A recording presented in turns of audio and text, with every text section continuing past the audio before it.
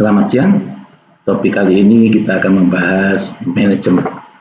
Salah satu materi dari mata kuliah pengantar ilmu manajemen di program studi manajemen Fakultas Ekonomi dan Bisnis Universitas Bahaudin dari Sumeneb, Madura, Indonesia. Dosen pengampu Dr. Insinyur Bambang Sugiono Agus Purwono. Pokok bahasan adalah pendahuluan, definisi tentang manajemen, tujuan dan rencana, prinsip-prinsip dasar manajemen dan fungsi manajemen, karakteristik tujuan yang baik dan power, ringkasan, serta soal-soal latihan. Pendahuluan, setiap organisasi dapat dipastikan memiliki satu atau beberapa tujuan yang memberikan arah untuk menyatukan pandangan unsur-unsur atau elemen-elemen yang terdapat di dalam organisasi tersebut. Manajemen digunakan di suatu organisasi baik yang skala kecil, maksudnya yang small dan size-nya kecil, sampai organisasi yang besar. Juga organisasi yang profit dan non-profit. Yang ketiga adalah industri jasa maupun industri manufaktur. Definisi manajemen adalah proses perencanaan, pengorganisasian, pengarahan, dan pengendalian atau POEC, planning, organizing, acting, atau leading, and controlling sumber daya, manusia, keuangan, informasi, dan bahan baku untuk mencapai tujuan organisasi secara efektif, berhasil guna, dan efisien berdaya guna.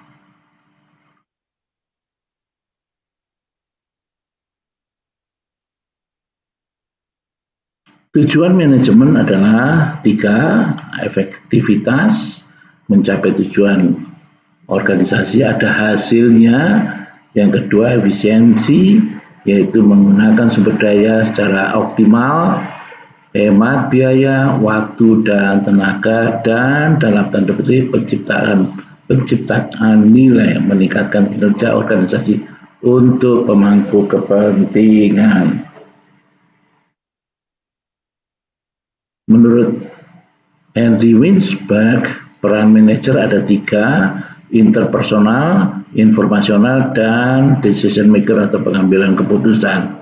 Interpersonal berarti sebagai pemimpin, penghubung, dan figur simbolik, sedangkan informasional adalah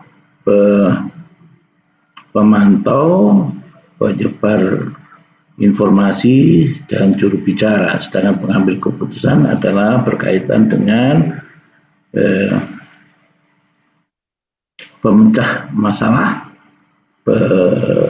mengelola konflik, bahkan mengalokasikan sumber daya. Prinsip-prinsip manajemen, dasar manajemen menurut Henry Weil ada 7, yaitu division of work, pembagian kerja, berkaitan dengan wewenang dan tanggung jawab, authority and responsible, disiplin, unity of command, kesatuan komando, kesatuan arah, juga kepentingan umum di atas kepentingan individu, dan yang terakhir adalah yang ketujuh adalah sentralistik dan desentralisasi. Yang berikutnya adalah interactive active of the management process, yaitu ada 4 berkaitan planning, organizing, leading, and controlling. Planning adalah manager use logic and method to think throughout and action.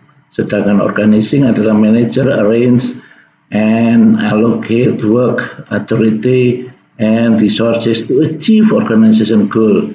Sedangkan leading adalah managers direct, influence, and motivate employee to perform essential tasks. Sedangkan controlling adalah manager makes sure an organization is moving toward organizational objective. Kita lihat ada beberapa tingkatan, yaitu ada first level manager, middle level manager, dan top level manager. di sini adalah peranannya. Di top manager itu sebagian besar konseptual, sedangkan middle manager ada berkaitan dengan human skill, sedangkan lower level manager berkaitan technical skill. Di sini tampak peranannya, persentase yang terbesar di masing-masing level. Tujuan merupakan misi atau sasaran yang ingin dicapai oleh suatu organisasi di masa akan datang, dan manajer berfungsi mengarahkan jalannya organisasi untuk mencapai tujuan tersebut, atau objective is a desirable change on its characteristic. Tujuan yang baik ada 5, adalah spesifik, terukur, akuntabel, realistik, dan berbatas waktu. Spesifik adalah artinya bahwa tujuan haruslah jelas tentang apa yang akan dicapai atau diperoleh.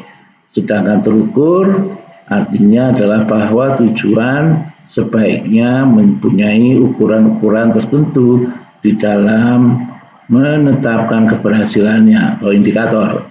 Akuntabel artinya bahwa tujuan sebaiknya dapat dipertanggungjawabkan.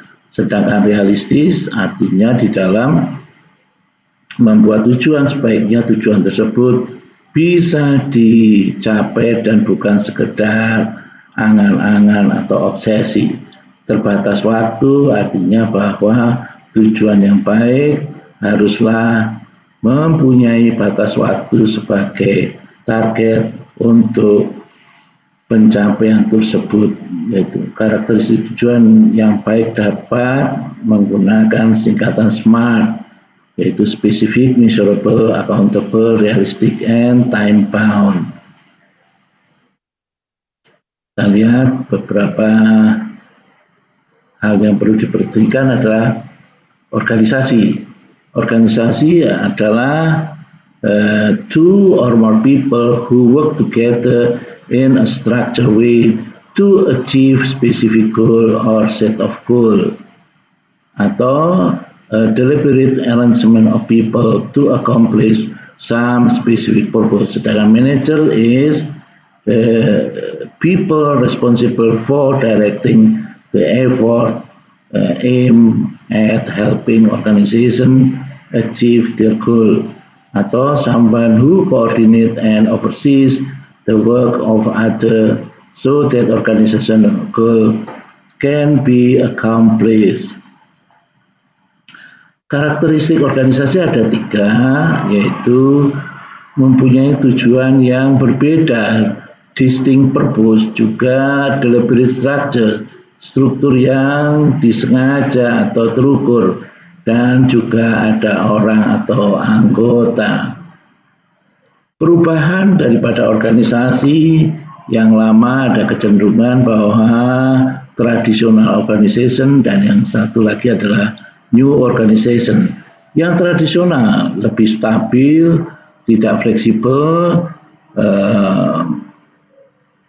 fokus pada pekerjaan, bekerja didefinisikan sebagai posisi pekerjaan, orientasi individu. Yang keenam adalah pekerjaannya permanen. Yang ketujuh adalah berorientasi pada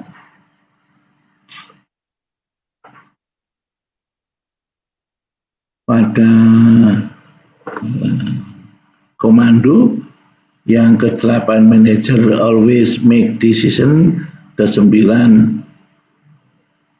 berorientasi pada aturan. Ke-10 relatif tenaga kerjanya homogen. Yang ke-11 jam kerja didefinisikan antara 9 sampai 5 jam. Yang ke-12 adalah hubungannya adalah hierarki. Yang ke-13 pekerjaan pada menggunakan fasilitas organisasi selama jam yang tertentu. Sedangkan organisasi new organization lebih dinamis, fleksibel, fokus pada keterampilan, work didefinisikan in term of task to be done, kemudian berorientasi pada tim, pekerjaannya adalah temporary, berorientasi pada melibatkan banyak orang, karyawan berpartisipasi di dalam proses pengambilan keputusan. Ke-9 berorientasi pada pelanggan. Ke-10 tenaga kerja yang berbeda-beda. 11 jam kerja, tidak ada waktu, pembatasan waktu. 12 adalah hubungan adalah lebih lateral, setara dan memperhatikan jejaring. Yang ke-13 bisa bekerja di manapun juga serta kapanpun juga. Organisasi adalah beberapa elemen dalam organisasi. Ada berapa? Satu, customer berkaitan dengan pelanggan. Yang kedua berkaitan sosial dan politik, action group. Yang ketiga adalah competitors. Yang keempat adalah trade and industry associate. Yang kelima adalah government. Yang keenam media, cetak dan elektronik. Ke-7 adalah pemasok. Ke-8 komunitas. Yang ke-9 adalah pemangku kepentingan. Yang ke-10 ke-11 adalah serikat buruh. Yang ke-12 adalah karyawan.